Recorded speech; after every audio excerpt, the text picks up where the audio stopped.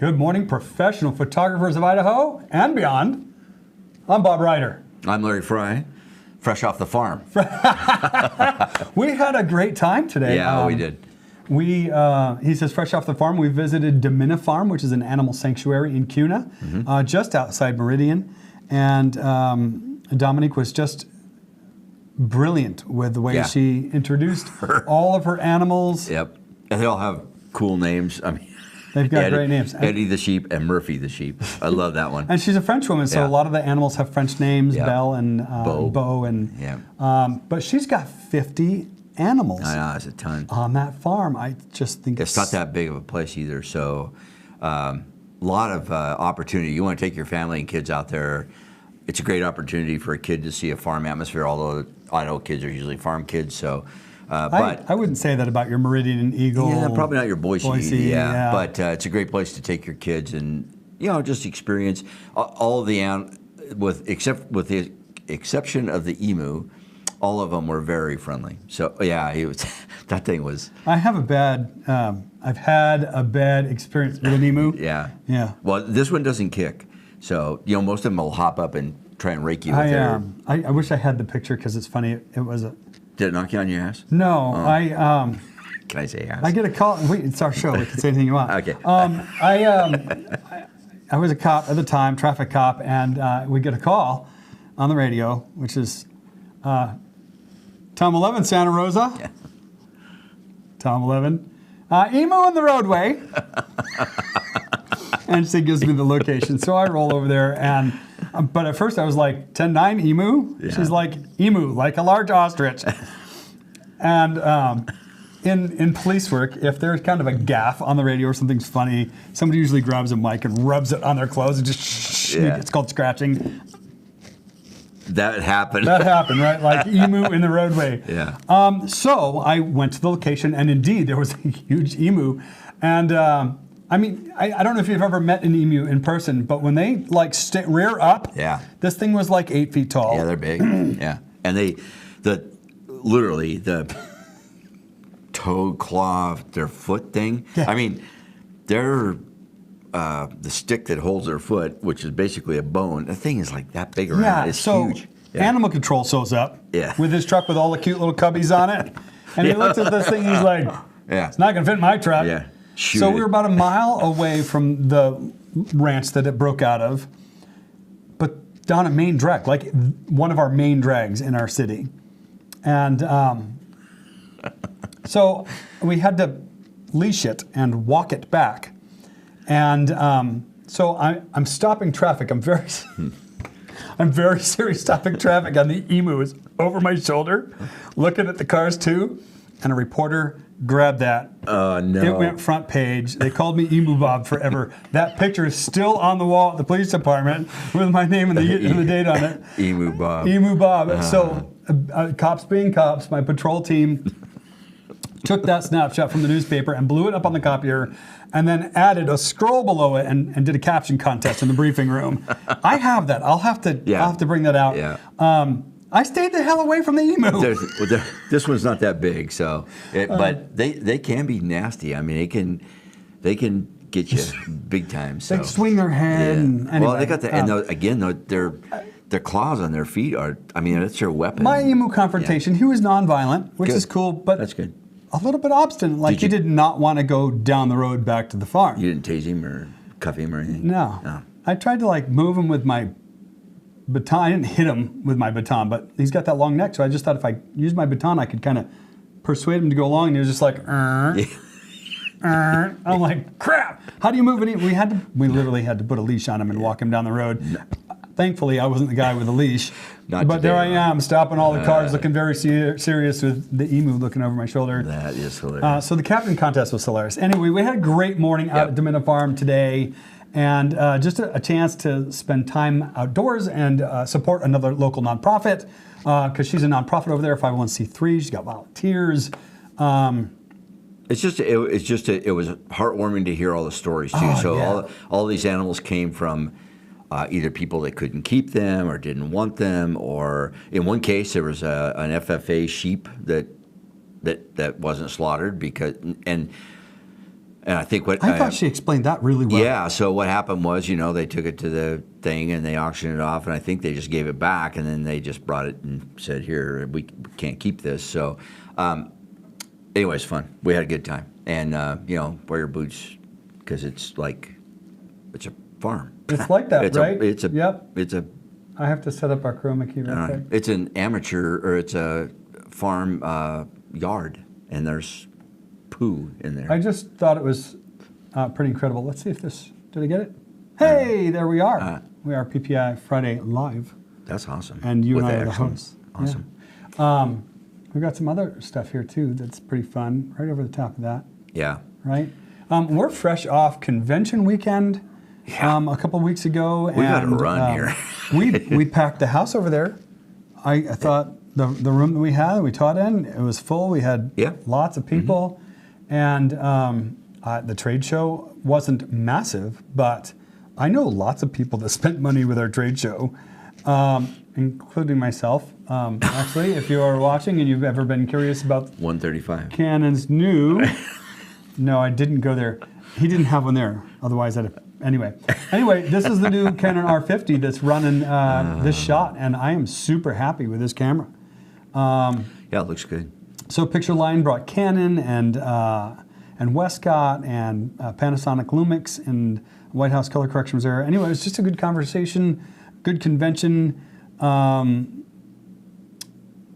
We had great instructors. Annie Marie was here, and I had to miss the first couple of days of that, but I got in on Tim's. Tim Meyer. Yeah, on the last day, and really good. Incredible. So I wish I would have been here for the whole thing. You had family stuff. I did have family stuff, yeah. And that's, you know, it is what it is, right? Wasn't planned family stuff, it's just family stuff. Family stuff, yeah.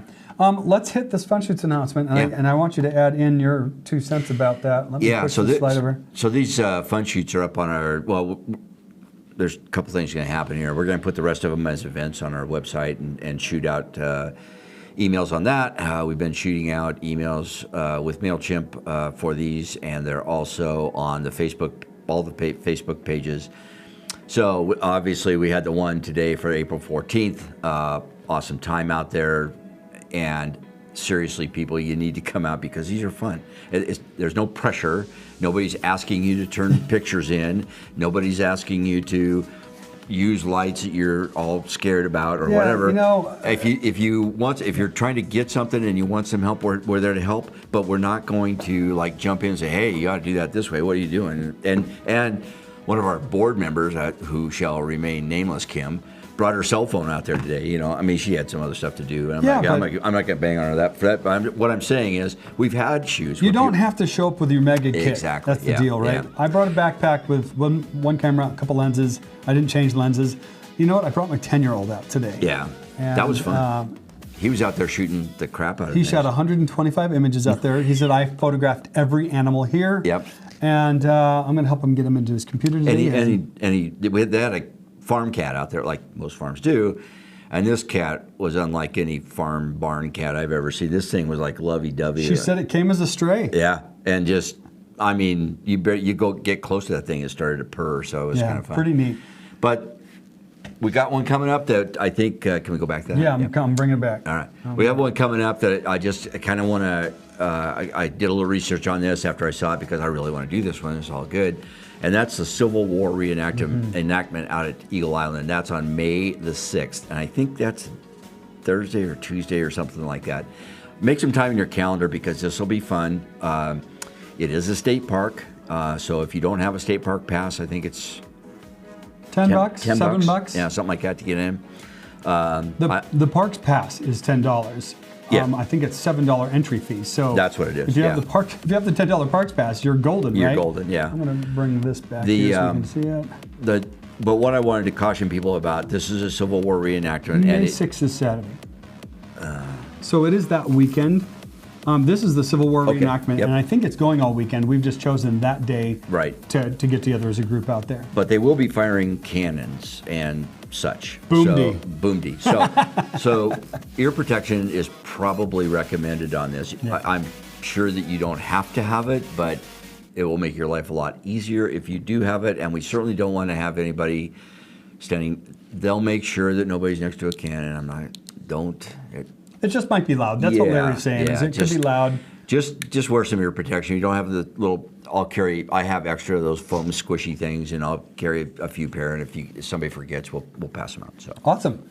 So well, let's go on. So then in June we have, and this is another one I'm really excited about is Hawks baseball. So that's going to be fun. Good time. July rodeo. Tim, TJ, you got the con on that, buddy? I don't know. Probably we're due. Hey, Q, if you're watching, we could probably follow up on the rodeo stuff now and see if we can get a calendar going on that. Because Laquita Myers has been the one to put all of this together. Right. And she's done a great job. Yeah. Yeah. So, anyway, there's all kinds of stuff we got going on, and it's all on the web. But the one that's coming up in May, I just wanted to throw out there a PSA that wear some earplugs because, I know what's gonna happen. Somebody's gonna get crap scared out of them because they're not gonna be paying attention. They're shooting something else. And boom, and we're gonna have cameras flying around and stuff. So. Cool. I'm excited about the fun shoots. It's been really great. I think we had at least 14 people out there today. Yep. Just milling about this property and loving on the animals and just spending time in conversation. All the animals out there, by the way, can be approached. Every single one of them. So if you and the ones that don't want to be approached just won't come to you. Yeah. Right? But I went over to the goat section last because there was a goat with those white, like a dark eye with a white and then a black. So I wanted that, right? And I was Those are the ones with the extra horns? No, these are regular horned, but their eyeballs look really cool because they're like they're reversed. They're black and the Oh, yeah, I saw that. Yeah. So, and I was actually photographing one of them, and the other one that came up and started nibbling on my backpack. So, which I don't mind because that backpack's in the Goodwill pile now anyway. Yeah, so, I think Kim said that one of them tried to take her phone out of her pocket, right? I loved the mules, the donkeys. They had one mule. They have a mule out there whose sire was a draft horse, and this mule is big. Big mule. But friendly. I mean, he'd come over and just put his head on you. I mean, things are awesome. So anyway, good time. Yeah, it was a good time. And take your that's family. The whole point of the fun shoots is just, we had a great time at Jovino's. We had a good time doing some LEDs down at Sam's place a couple months ago. It's just a time to get together and be social and play with your camera gear. Maybe shoot something that you don't normally shoot. Yeah. Right? I mean, for those of you that used to shoot in a studio, come and shoot outside with us. For those of you who are used to shooting outside, maybe, and even Jen Alvey today, she had a flash with her, which I was happy to see. I mean, I had one with me too. I did too, but I didn't use it. I did. Yeah, but she actually had her trigger on her camera, and I think that's awesome. I mean, I don't think she used it, but doesn't matter. We picked a good day for it too. Yeah. All right. Well, let's see. We want to move on into our program today. Let me throw this in. This topic is born to me from some conversations I've just had in the last week or so at an executive networking event, and some conversations at that event where we spent time together in a group, and then in a very timely manner, one of my clients posted something that plays right into this. So I'll share that too. They want to like you, right? Mm-hmm. And they being the person who wants to pay money to have something done. And I said it in short when I described it to you, right? Yeah. You can't be. Yeah. Go ahead. Well, you just can't be a butthead. Yeah, that's right. I might not have said it that kindly to you. Yeah, I don't think you can. You just listen. There's a lot of people out there that, so you have to have a personality. You have to have the right personality, and regardless, and especially, boy, in today's climate, where where we've devolved, not revolved, but we've devolved into us versus them.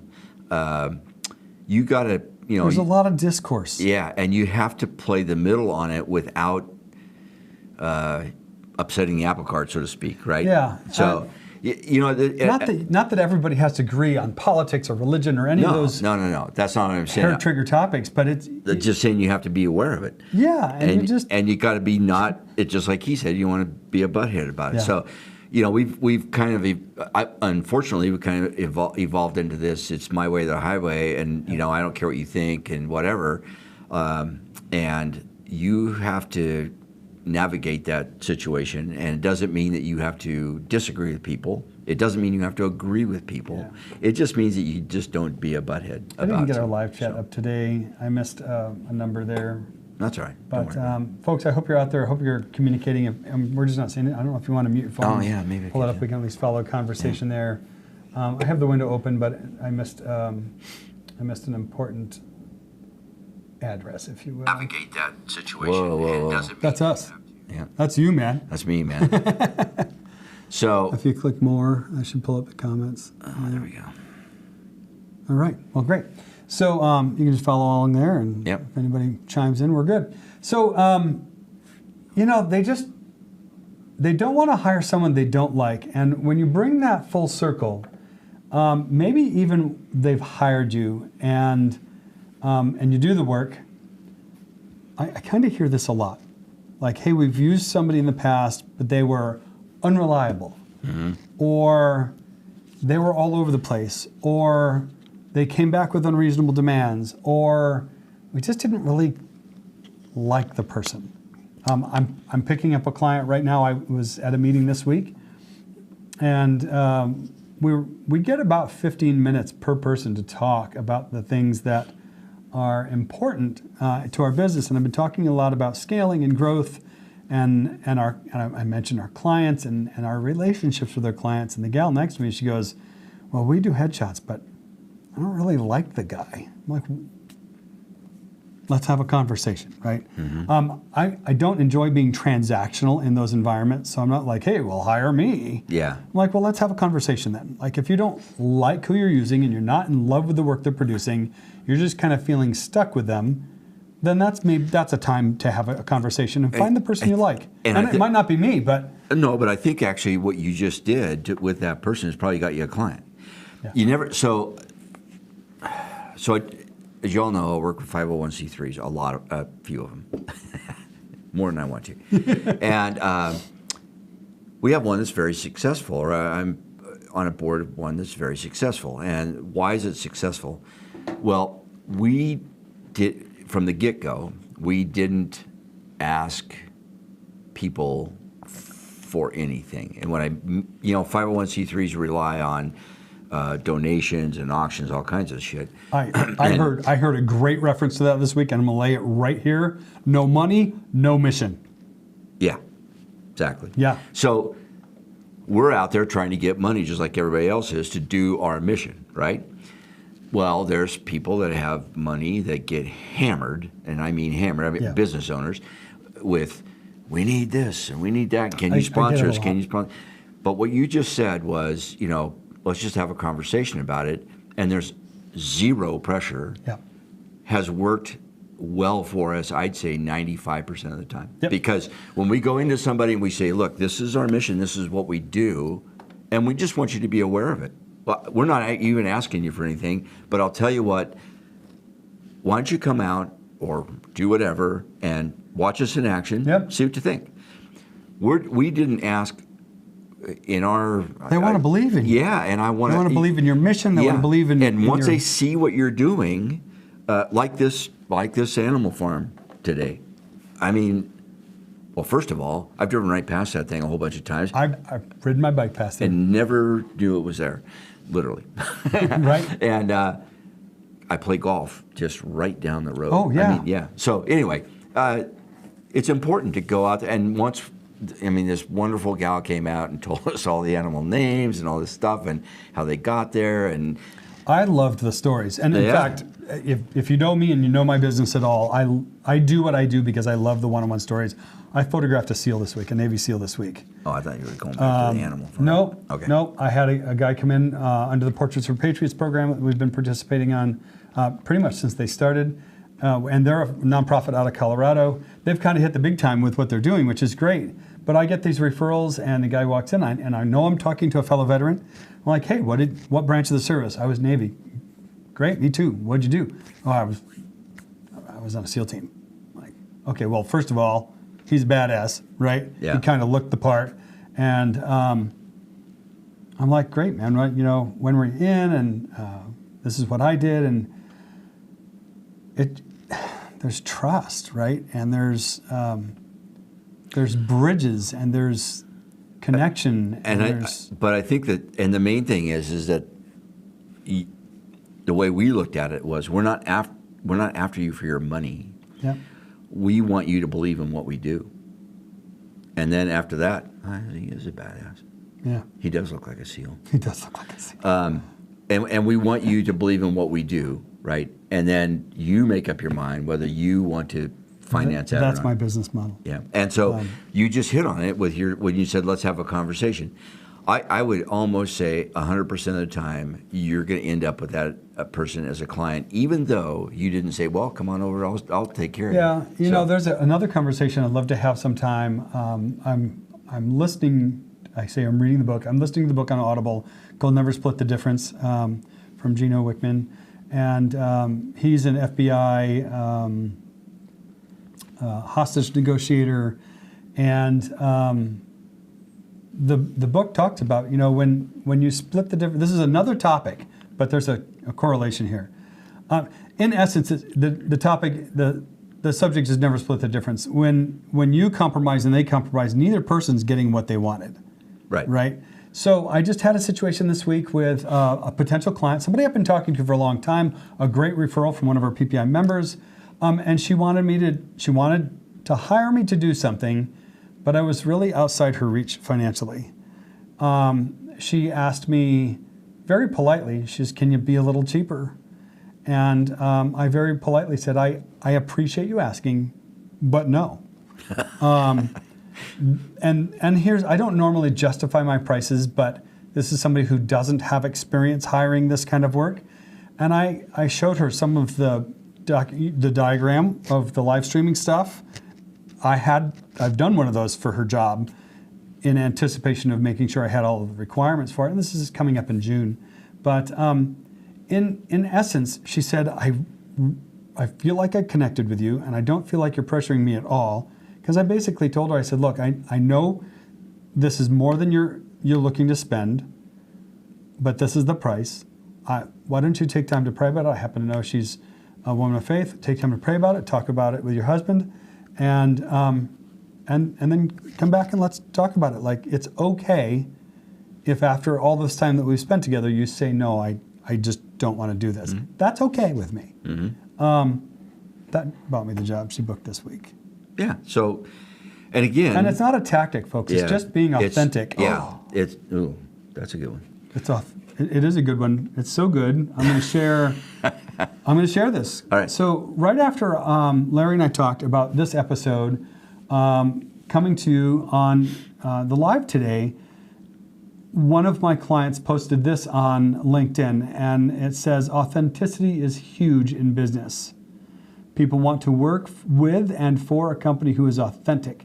That's why you constantly see people raving about and buying from those brands that everyone loves and trusts. I'll leave it there. There's more to it. How do you shop authentically? Well, and again, I think you hit right on it. So she said, can you come down a little bit? I can't swing this. So there's two things to unpack in that. One is people have money for what they want to have money for. That's A. And you were authentic. I'm sorry, I can't.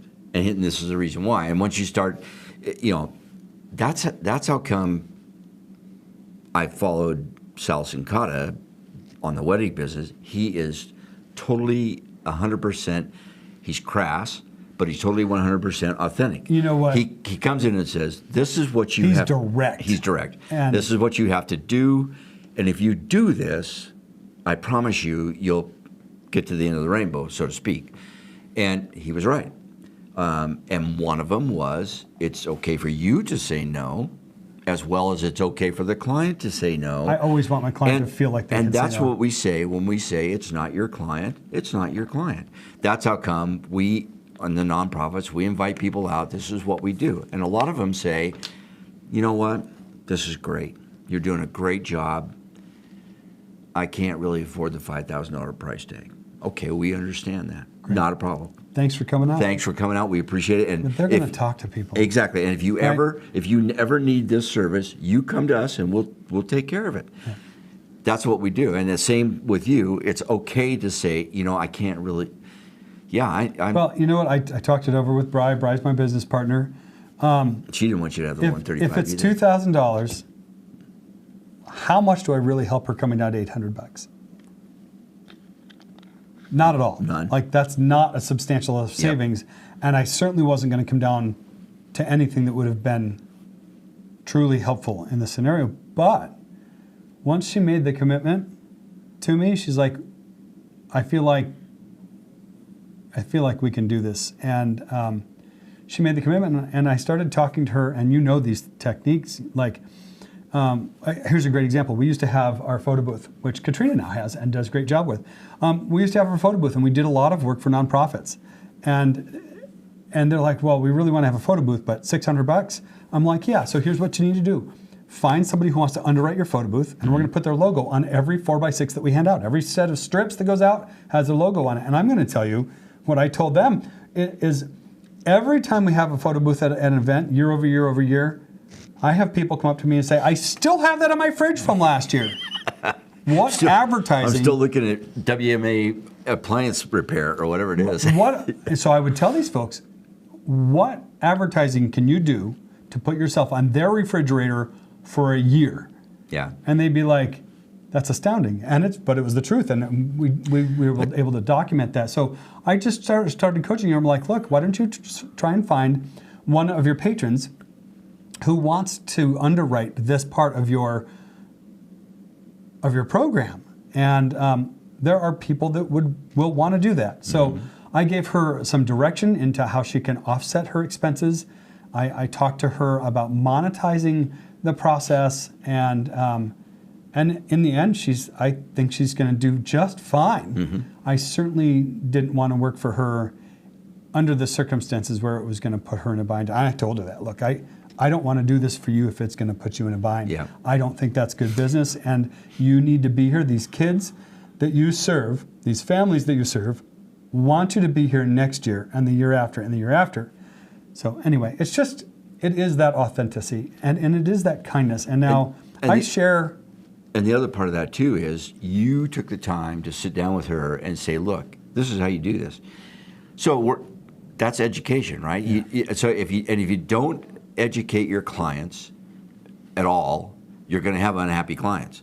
So this is experience talking here. if you don't educate them with the pre-consult, if you don't educate them with what you did with it, like, I don't think I can do this. Well, I think you can, and here's how you can do that.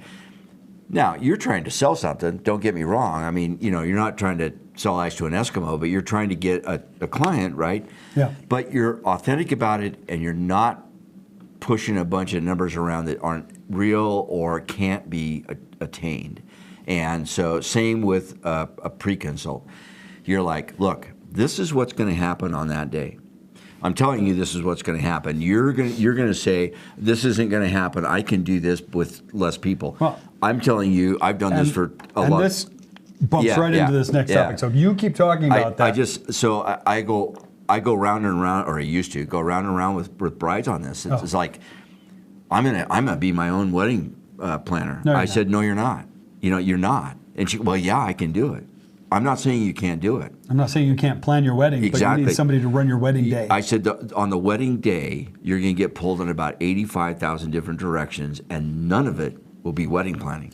It will all be and they don't get it. Now, this is when I want mom with daughter. Yeah. Because when you tell the daughter doesn't listen to their mom either, it's kind of like the sons don't listen to their father sometimes, right? But when the photographer's telling the bride that, no, this isn't, and mom goes, I told you so. Then you're like, no, Mom, don't do that. Yeah, then things happen. And that's all of this is just like Bob just said. It's education. So he educated his customer, and you have to educate them because they don't know what we do. When Jen Alvey was our board president for PPI, she had us read the book. I don't remember the title of the book, but it was by Brene Brown. And one of the things that she said, that Brene Brown said in her book, is one of the things that stood out to me. I actually used this to a client this week in an email, is clear as kind. Yeah. Clear as kind. Mm-hmm. And I remember that. And you mentioned Sal Sincata. What did you say he was first? Not crude, but brash or... Yeah. And I said he's direct. Well, guess what, man? You can let me in with that too. I'm direct, and I know that's not for everybody. I don't believe in consensus leadership. I am a trained problem solver. You roll up to a violent situation or a potentially violent situation, and you have to fix it right now, and then you can adjust course along the way. Yeah. Right? So I share that. And a lot of it is, I go back to, I use this all the time. It's common sense and good judgment, right? Yeah. You don't just like blow up on somebody. It's like, well, you try to see it through their eyes. I've done that. Yeah. Really? No. It doesn't work. You try to see their situation through their eyes. But again, if you've done this long enough, they have money to do what they want to do. Well, we know that they're going to spend the money on the things that they want. Period.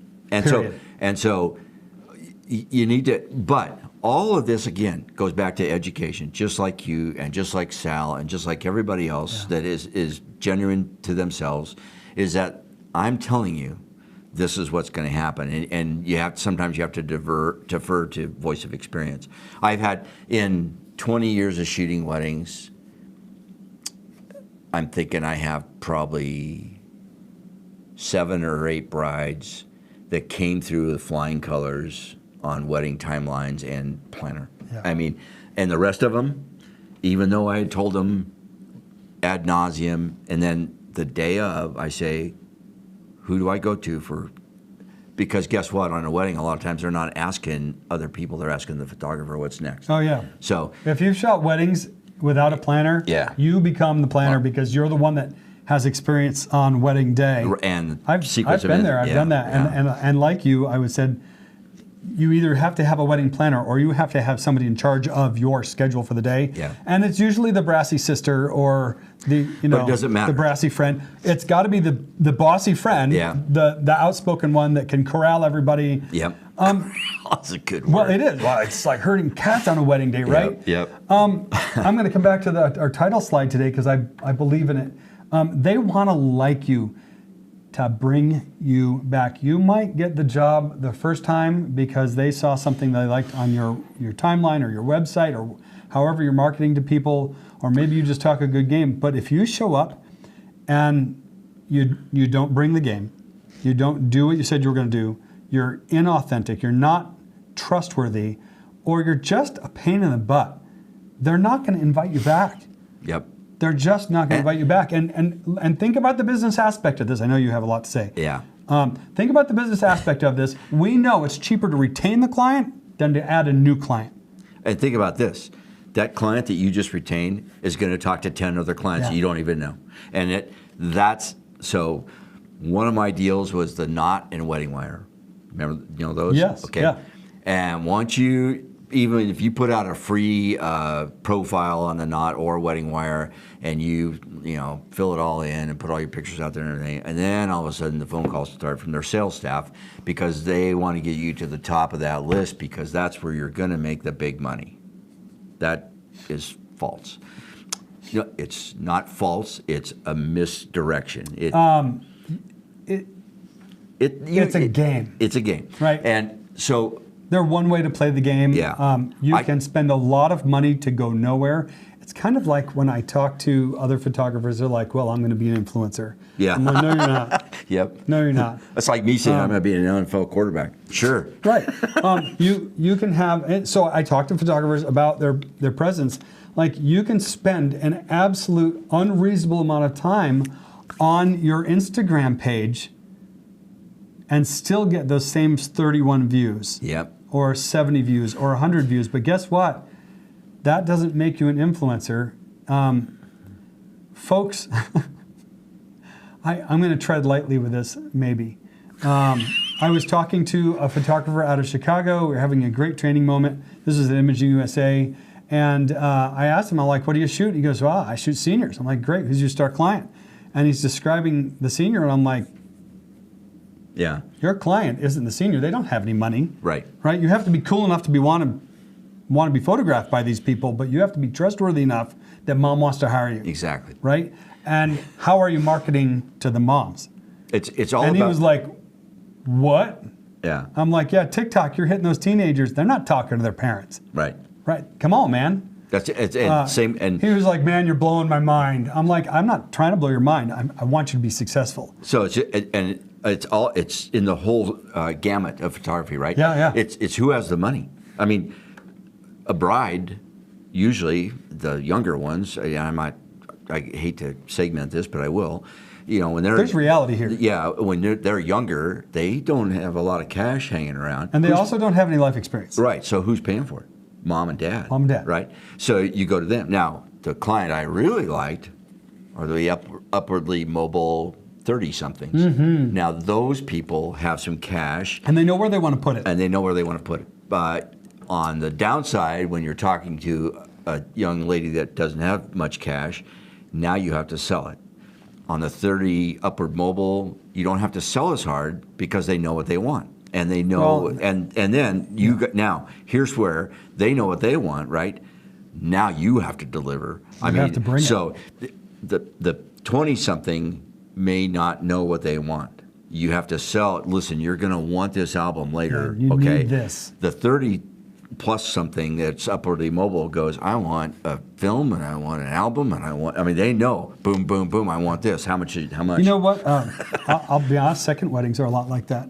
Those people, they know second marriages, especially if you've got a fresh bride and a divorced husband or a divorced groom. She wants to do it bigger and better. Yep. And she doesn't want to make any mistakes. I've joked about this a little bit. My first marriage to Karen, my oldest son's mom, our photographer was a friend on base. We were in the military at the time. And he forgot to load film during the ceremony. Perfect. Yeah. Yeah. A friend with a camera. Yeah. Right? Yeah. It's like getting there and not having a memory card, or getting there and not having a battery. Or your battery goes dead. Or you don't have a spare battery. Your only battery. On your only camera, right? There's a lot of ways you can look at this, but let's come back to this, right? Let's come back to our topic. My dog just figured out that you're here. Yeah. They want to like you. They want to like you before they hire you. They want you to show up and produce. And if they do like you, it's going to come back tenfold. So I think what we're talking about here is, look, I showed up. I produced what you said I needed to do. I was on time. We were clear in communication. We educated each other. I know what they want. They know what I want. At the end of the day, when you're all done and the client's gone with their albums and all their stuff and the thing's over with, they're raving. They're raving. You're creating a fan base. And now those are your influencers. And now you get calls. You're not calling. You get calls. Yeah. And so you got it. It's and just like you did with the lady that, well, I don't think I can afford you. Well, I'm probably not your guy, but I think you can, and this is why. That's education to her, and I guarantee you, she'll come back after this. And I know you will produce. She'll come back after this, and she might not do this again for a while or whatever, but she knows people. And that it's the old pyramid thing, right? That's how social media works. And what you're doing is live social media. That's what you're doing. You're live networking. Well, so I've never been a huge social media fan. Me either. I've spent the time at my desk thinking that was moving my needle until you realize it didn't move the needle. It does for some markets. It does for senior photographers if you understand your marketing is two-pronged, if you can market in both directions at the same time. It's working well for our EDU brand. I've got an expert doing our Facebook marketing. I have very little to do with it. And that's another thing, but too. I hired her because I love her. And that's another thing, too. We talked about outsourcing on the show ad nauseum again. So how do you hit that goal with that client, right?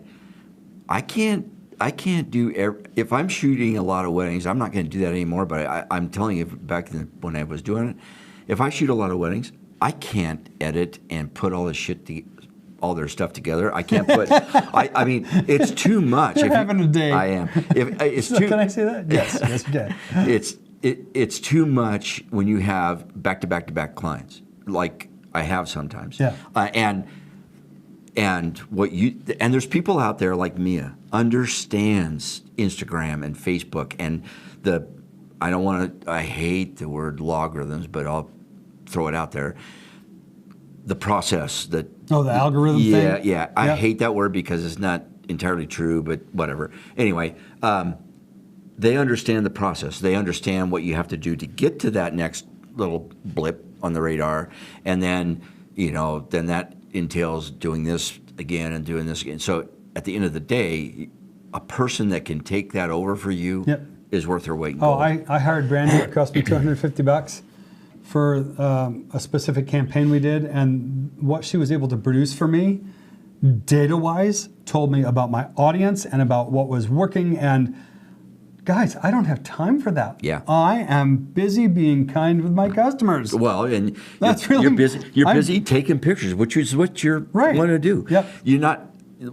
There is the $64 million answer for your businesses that you think, well, I'm not making enough money, I can't do this.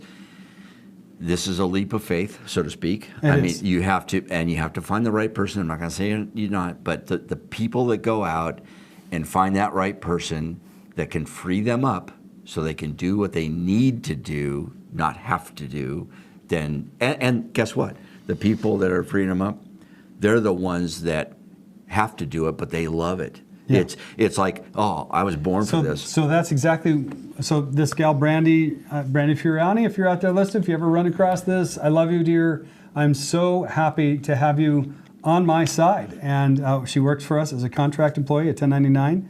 And she works for the Eagle Chamber. That's how I first met her, and then through church. And I just adore this woman.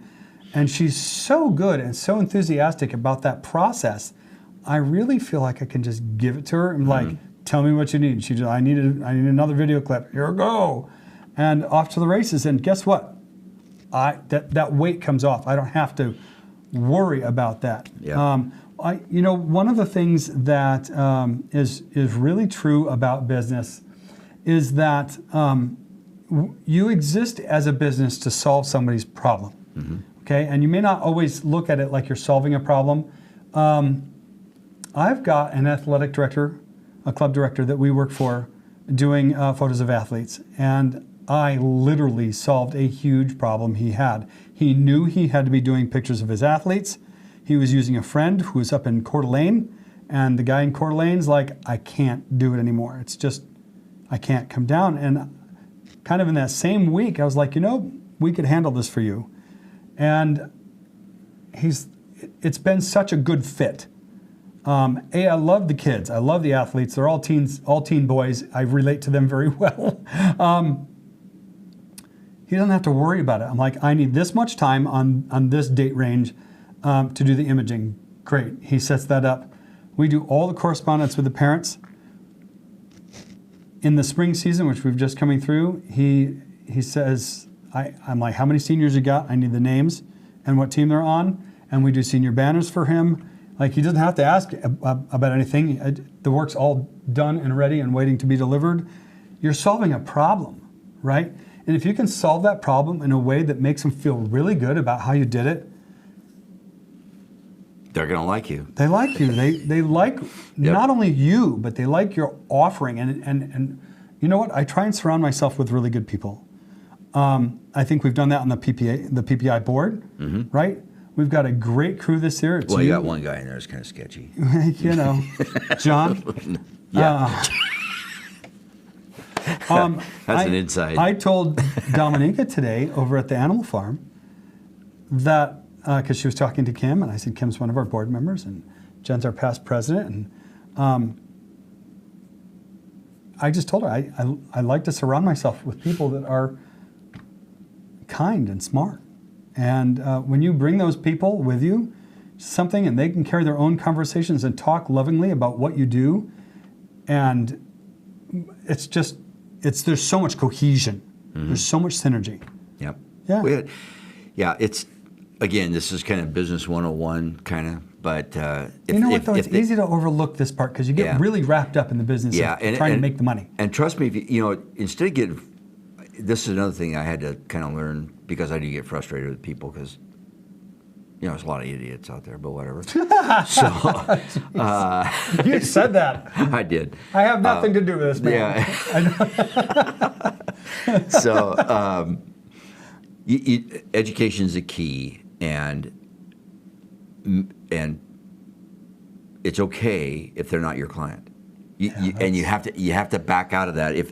There's nothing worse than you trying to force something and them trying to force something, and you're just doing this all the time. Yeah. So I spend a lot of time talking about the "you're not my client" thing to other photographers in just a mentorship capacity. Yeah. And just say, there's a lot of photographers out there, tons, right? I mean, Uncle George has a really good camera with a white lens, right? So. Sometimes, my uncle has a really nice camera. And I just talked to a contractor that they've been using a friend with a camera to photograph their completed projects. And they're like, we love the guy. He's like so-and-so's best friend, but the work just isn't great. And I'm like, if you're ready to have a conversation about that, like, we don't ever talk about other things that we do. I introduce myself as a headshot photographer, or I actually introduce them that I run a headshot photography team. And then he started talking about the commercial imaging. I'm like, well, take a look at our website, because we basically do people and buildings, interiors and exteriors, and business events. Anything that's business-oriented imaging, we tend to do that. It's just not what we talk about all the time, right? Anyway, I'm going to just land here. I think we could we could probably go on. But I think that kindness counts. you know, Yeah. and the way you talk to people, and maybe not be judgmental. Not be judgmental, but be direct. And so, and there's a direct is kind too. Yeah, there's a fine line on that too. Don't say, well, you're freaking wrong. You know, don't do that. That's not direct. Yeah. That's just critical. That's just critical. So just say, hey, you know, that's awesome. You know, I think maybe we don't fit. Sometimes redirecting is important too. I had a client come to me with an idea for their brand. Actually, we send, when we get a potential new corporate client on, we have a private gallery that has almost 200 headshots in it. And they can go to the private gallery and mark their favorites. And as long as they've come in with their email, I can see what they like. That helps me choose a direction and design for them. So this client came in, he is the marketing director. He's the art director for this ad agency. And they came to us for headshots. And the headshots he chose, he chose 4. 2 on white, 2 high key, 1 on a painted door, and 1 on a wood backdrop. And I said, neither of these at all match your brand. What appealed to you about them? I just like the way they're lit. All right, great. So I just like the way the person looks. Great. So we're not going to go that way. I didn't like, dude, that's stupid. Why would you use that, right? That doesn't work, right? But you would have told me that. But I read that, like, I can tell you that, and you know, you're not going to get your panties in a wad. But, redirecting is okay, but having that clear communication is important, and just, you know what, be kind, damn it. Yeah. Be kind. Kindness counts, and direct is kindness. So one more slide that we'd like to run. I'm going to throw that up over here. Put it up here. You want to wrap with this? Yeah. So you heard us talk about all the fun shoots that we got going on. We just had convention, which is a good time. We got fall retreat coming up, which is always fun. I don't know where. I have an idea. We just need to talk about it in a couple weeks. We got ideas floating around. We'll get it out to you. Listen, if you want a part of all that stuff, join us. It's pretty simple. It's actually very easy. You go out to our website. There's a big join us button on that thing. If you hit that, $9.99 a month. We do ask for a 12-month commitment, so that's pretty easy. If you can pay $100, it's $99. Not even $100. It's $99 for the year. We prefer that, but that's okay. It's up to you. I can't imagine doing what I do without my community around me. Yeah, and it's so. Let's just talk about community for just a second before we bug out. You know, I've talked about Shutterfest a ton, and it's a community, and it's where not very first, but it's where I ran into more people that were like me than were in the state of Idaho. I thought so, and it's huge to have support without fear or support without judgment, and that's exactly what Shutterfest did to me, and that started 10 years. Next year will be its 10th year, so it started 10 years ago. And I was one of the first ones. The first one was 500 people, and I was one of those 500. That's awesome. And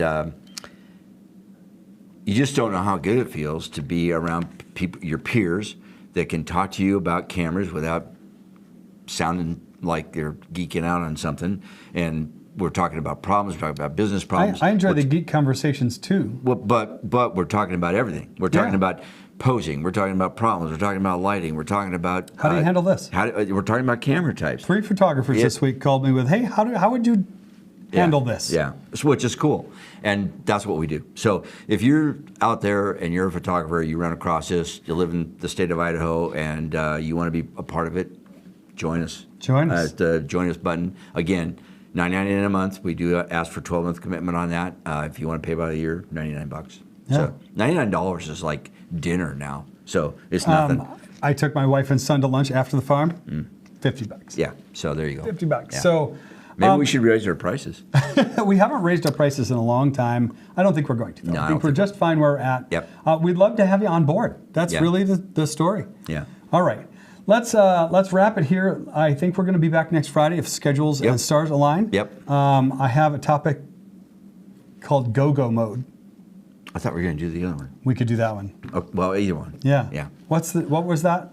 Refreshment. Anyway, we'll see you next week, right? Yeah. And I hope you're just having a great Yeah, have a great weekend too. Yeah. Awesome time. Don't forget our fun shoots. All right. Take care now. Have a good one. Bye.